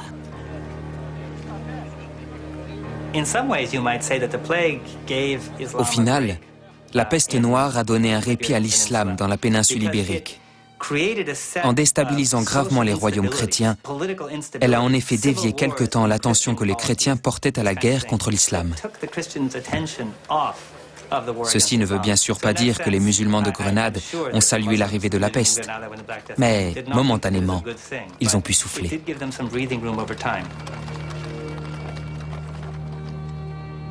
Aux prises avec l'épidémie et leurs conflits intérieurs, les chrétiens laissent le petit royaume de Grenade en paix. Saisissant l'occasion de la prospérité retrouvée, celui-ci donne au monde un prodigieux exemple d'architecture islamique.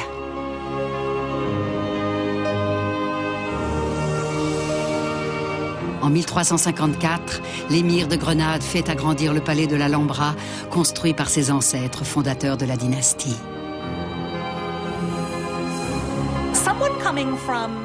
Les visiteurs venus du nord de l'Espagne ou de l'Europe, à la cour de Grenade, ont dû être tout à la fois ébahis et enchantés. Imaginez le spectacle, de vastes bassins, les fontaines jaillissantes, l'odeur exquise des orangers arborant des fruits gorgés de soleil. Jamais ces voyageurs n'ont vu pareille splendeur.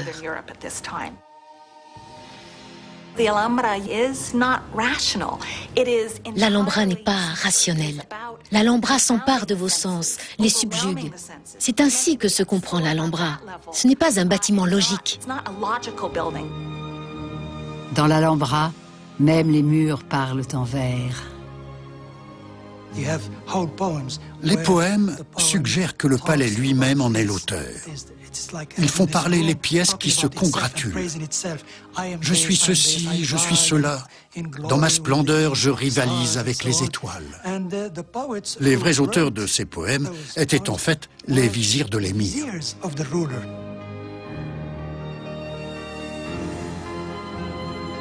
Je suis un jardin que la beauté apparaît. Mon âme saura si tu as vu cette beauté. Ô Mahomet, mon roi, je veux égaler la noblesse suprême de ce qui est ou a jamais été. Je suis une œuvre sublime et mon destin est de briller plus que tout ce qui dans l'histoire a brillé.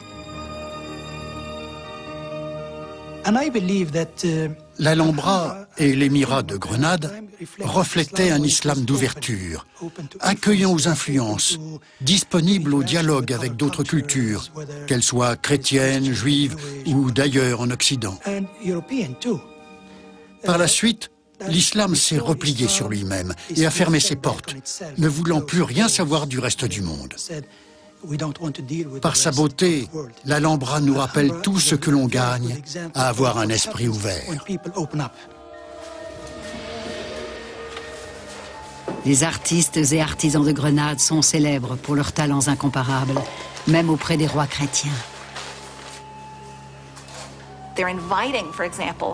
Ils ont fait venir des musulmans pour transformer leur palais. Ils ne voulaient pas d'ouvriers chrétiens, ils voulaient les meilleurs. Le roi Pierre Ier de Castille engage des artisans de Grenade pour transformer son spacieux palais de Séville, l'Alcazar.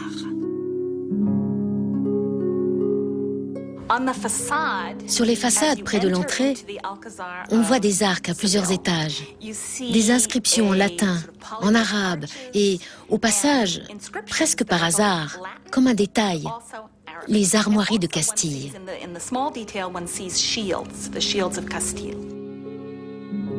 Dans chaque cour et sur chaque mur, le palais chrétien exprime toute l'opulence de la culture d'Al-Andalus. Les souverains de Castille n'ont pas transformé l'Alhambra en un château chrétien sombre et froid. Au contraire, ce sont eux qui ont adapté leur style de vie au palais et vécu de plus en plus comme leurs voisins musulmans. La religion n'était donc pas un obstacle au luxe. Le trésorier juif du roi Pierre Ier, Samuel Halevi, s'adresse à des artistes de Grenade lorsqu'il fait construire la magnifique synagogue du Transito à Tolède. Elle a été construite à peu près à la même époque que l'Alcazar de Séville et présente les mêmes caractéristiques. Regardez les murs. Vous y verrez des inscriptions en arabe et en hébreu et les armoiries de Castille. C'est une même culture qui s'exprimait en plusieurs langues et plusieurs pratiques religieuses.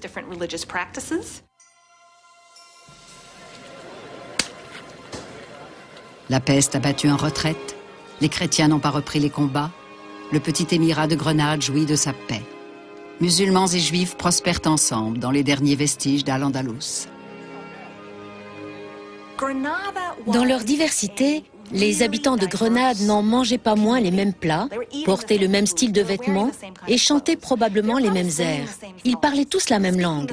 C'était une seule et même culture. Protégée par les montagnes environnantes, Grenade préserve avec soin la culture ancestrale d'Al-Andalus. Grenade était devenue une principauté tributaire des souverains chrétiens. L'émirat leur versait annuellement une certaine somme, en échange de quoi ils ne seraient jamais envahis. C'est ainsi que de 1250 à 1492, l'islam, qui n'était plus une menace pour personne, vécut un lent crépuscule.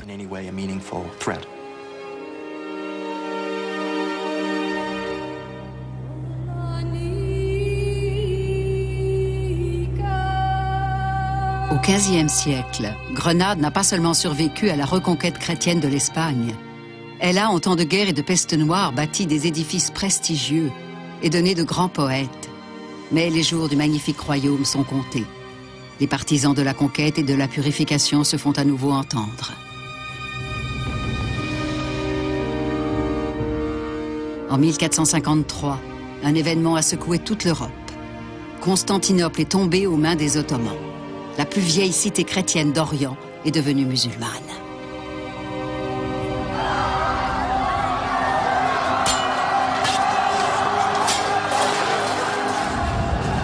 Un chroniqueur grec a décrit une tempête prophétique de la chute de Constantinople. Jamais on n'avait entendu, jamais on n'avait vu pareille violence. La tempête était annonciatrice. Et comme les eaux du torrent dans sa plus grande fureur, elle emporterait et détruirait tout, à jamais.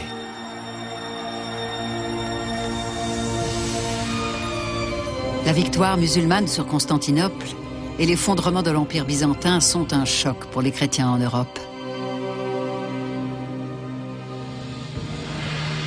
En 1469, l'Espagne chrétienne resserre alors les rangs. Isabelle de Castille et Léon épouse Ferdinand d'Aragon. Pour la première fois en 8 siècles, les royaumes chrétiens d'Espagne sont unis.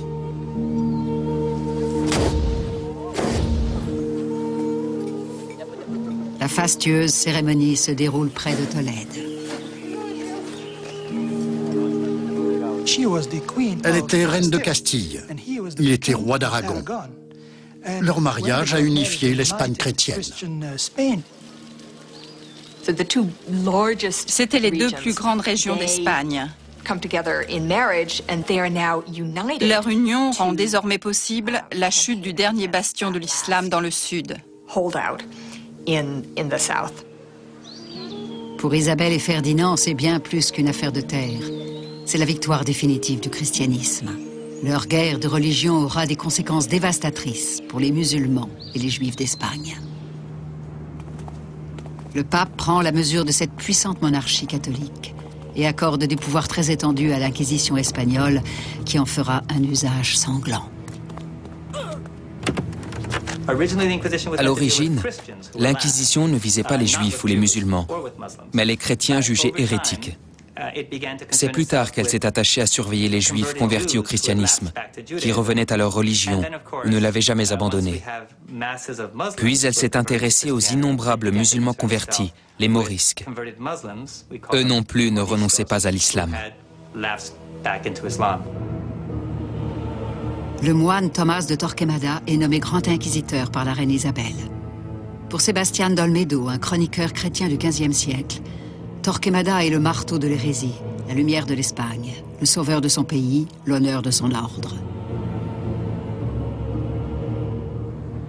Torquemada veut juger tous ceux qui se sont convertis au christianisme, mais qui continuent de pratiquer leur propre religion dans la clandestinité.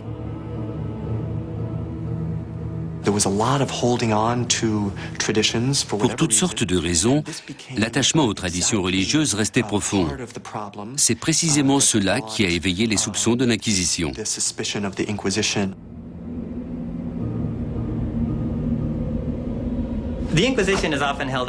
L'Inquisition est souvent perçue comme le symbole le plus fort des horreurs de la société chrétienne, qui s'est affirmée en Espagne à la charnière du Moyen Âge et des temps modernes.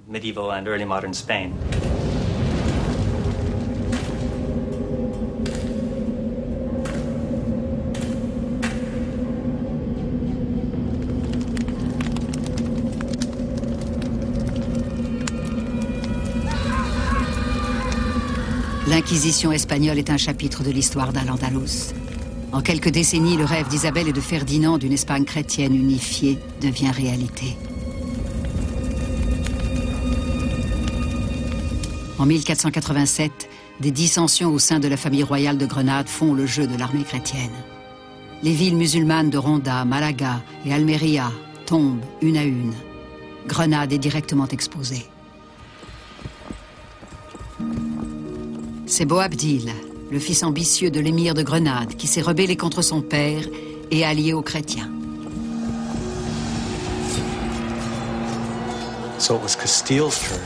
À leur tour, les chrétiens ont profité des divisions. Boabdil Abou Abdallah s'est allié au roi très chrétien de qui il a reçu la promesse d'un soutien contre ses ennemis musulmans. Avec ses alliés chrétiens, Boabdil part en guerre contre son père. Il commence en ravageant les terres autour de Grenade.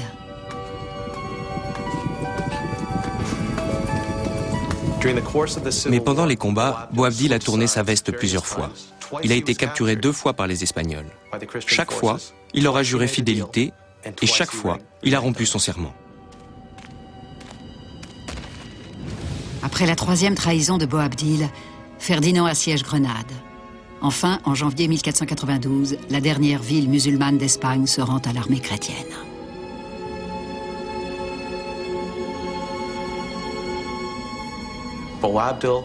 Boabdil n'avait pas tenu sa promesse. Ferdinand avait tous les droits de prendre la ville d'assaut.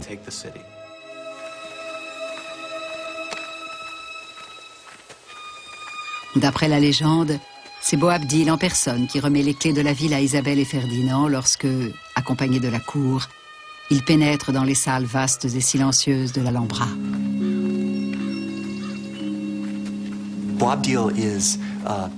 Dans cette histoire, Boabdil est vu soit comme un héros, soit comme un traître.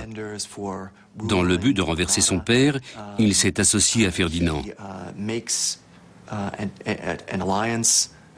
Aux yeux de la plupart des habitants de Grenade, c'est lui qui a vendu son propre royaume.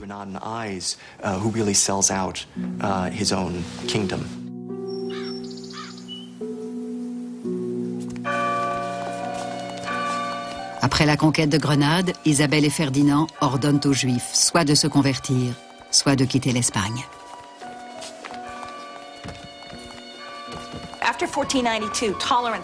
1492 a marqué la fin de la tolérance. On a obligé les Juifs à se convertir. Certains l'ont fait volontairement, bien sûr, mais on peut franchement se demander s'ils ont été sincères ou s'ils ont fait semblant.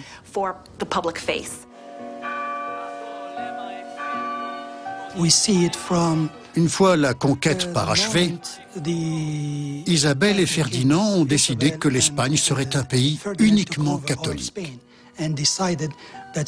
Il en est résulté un appauvrissement sensible du pays. Mais tel était à présent le visage du catholicisme espagnol. C'est ainsi qu'ils ont commencé à pourchasser et à exclure. Un long et périlleux voyage attendent les Juifs qui ont choisi de quitter l'Espagne. Le prêtre catholique Andrés Bernaldez écrit dans ses mémoires: Il y eut beaucoup de souffrances et d'infortunes. L'un tombait, l'autre se levait. Il y avait des morts, des nouveau-nés, des malades. Et les rabbins sans trêve insufflaient de la force. Ils faisaient chanter les femmes et les enfants et jouer du tambourin et des cymbales pour affermir leur courage. Les immigrés juifs emportèrent leur culture andalouse et leur identité dans leur nouveau pays d'exil. Pour certains, c'était l'Italie, pour d'autres, les territoires musulmans d'Afrique du Nord ou de l'Empire ottoman. En 1492, cela faisait déjà un siècle que les Juifs d'Espagne enduraient la persécution. Pourtant, quelques-uns restent et se convertissent, tout en conservant leurs anciennes coutumes. Ils s'efforcent de préserver leur culture dans le nouveau monde chrétien, comme l'ont fait 1500 ans plus tôt leurs lointains ancêtres à leur arrivée en Espagne. Certains récits décrivent comment les femmes juives nettoyaient la maison le vendredi et préparaient le repas pour le Shabbat. Il existe des histoires sur des juifs convertis qui s'asseyaient avec leurs voisins non convertis pour Yom Kippour. Ils essayaient désespérément de s'accrocher à la foi qui donnait un sens à leur vie. De nom, ils étaient chrétiens, mais ils faisaient tout pour rester juifs. Au XVe siècle, Abravanel, le grand savant juif, écrit à son fils, dont il a été séparé lors des expulsions, pour le rappeler à sa foi. « Prends garde, mon fils. Sache que tu es le descendant d'érudits, d'hommes à l'esprit si profond qu'il en est prophétique. La sagesse est ton héritage, alors ne dissipe pas ta jeunesse, mon précieux garçon. »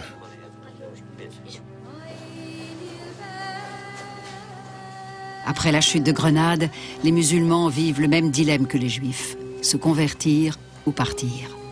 Les convertis, que les Espagnols appellent les morisques, continuent de prier Allah en secret et, comme les juifs, tentent désespérément de préserver leur tradition. Pendant le XVIe siècle, les musulmans en Espagne étaient coupés du monde islamique et ne pratiquaient leur religion que de façon fragmentaire.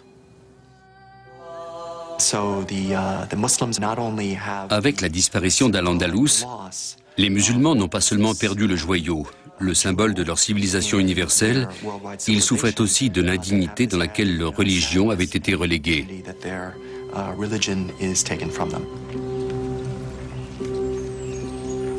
Finalement, en 1609, plus d'un demi-million de morisques sont expulsés, alors même qu'ils s'étaient convertis au christianisme.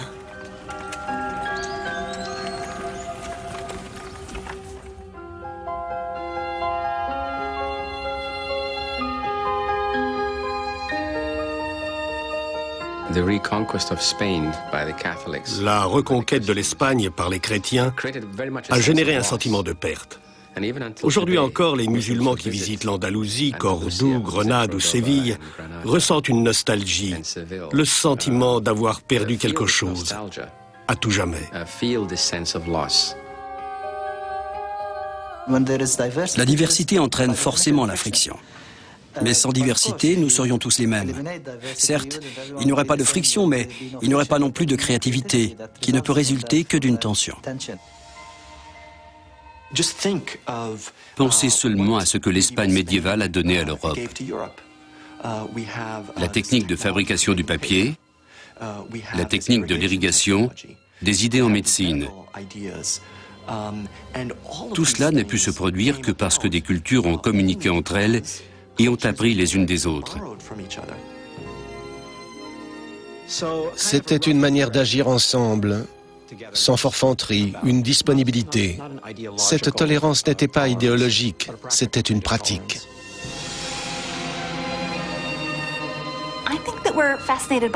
L'Espagne musulmane nous fascine parce que nous y projetons notre aspiration à un monde où juifs, chrétiens et musulmans, avec des hauts et des bas, s'entendraient ainsi. Nous nous languissons d'un monde où les relations seraient plus simples.